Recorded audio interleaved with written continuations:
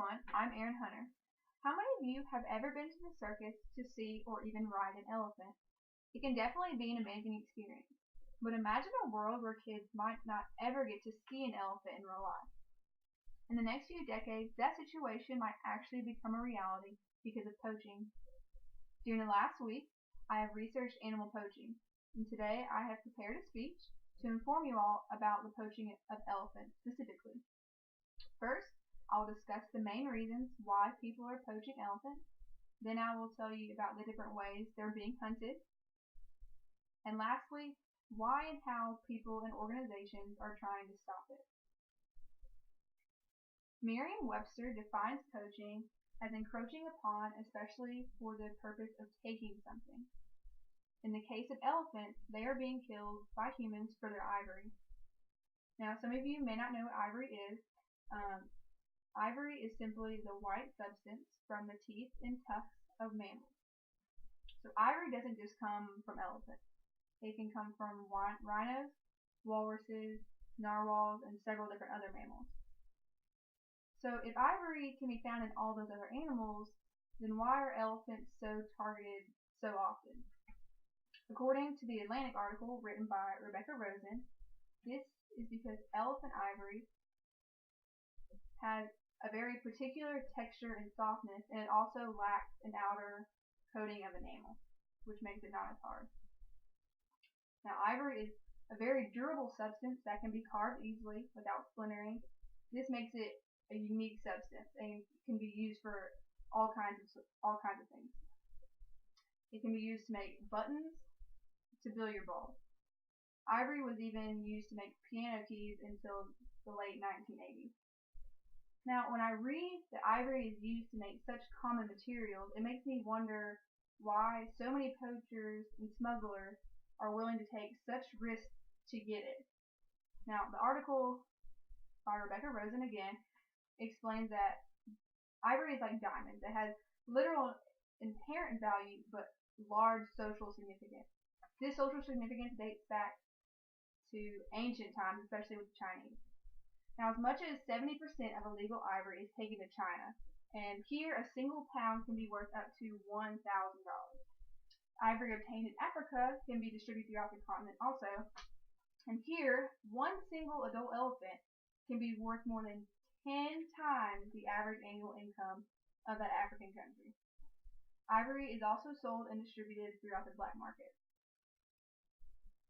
Now that I've discussed why elephants are being killed, I need to address the different ways poachers are hunting them. According to National Geographic, poachers are known to have more than one method of killing elephants, and their method depends on the situation and the resources that are available. If poachers are trying to kill an entire herd, then most likely they will do so using automatic weapons. This guarantees the death of many, many elephants. However, as soon as they pull the trigger, it becomes a lot easier for rangers to catch them in the act.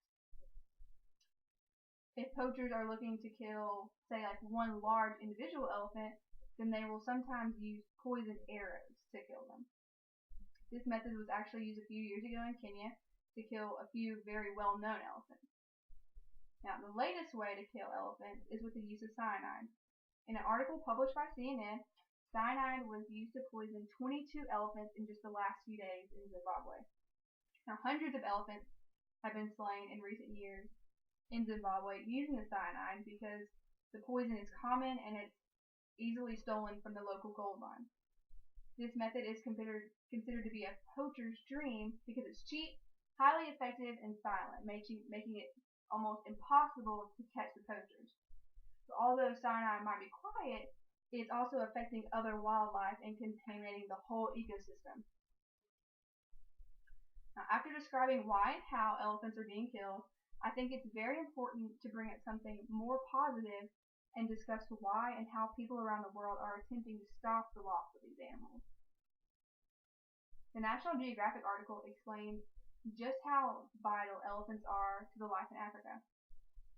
They are referred to as a ketone species because they help balance all of those species in their ecosystem. The Wildlife Conservation Society, or the WCS, tells us that as seed dispersers, Elephants also have a major role in maintaining the largest tree species in Africa. The WCS and the World Wildlife Fund, or WWF, are two of the most popular conservation groups working to save elephants from poaching. Both groups have websites where you can become a member, donate money, or simply find information about what's being done to help these animals, and not just elephants. The WCS has 5 specific points, or ways, they are working to stop the poaching of elephants. The first way is to prevent the illegal killing by working with governments to enforce the laws and working with judiciaries to ensure that any arrests result in actual prosecution. The second is to protect the actual elephant habitat by expanding the protected areas.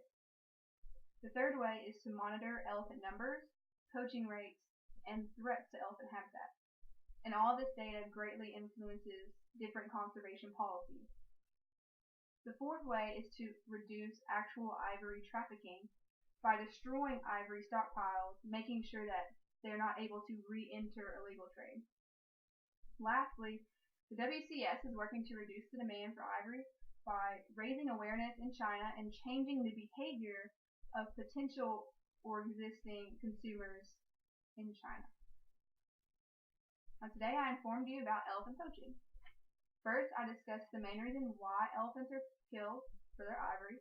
Next, I explained the different ways elephants are hunted.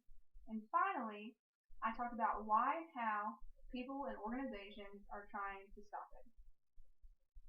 Now, I know my topic wasn't exactly cheerful, so I'd like to leave you all with a corny joke. Why don't elephants like playing cards in the jungle? Because of all the cheetahs!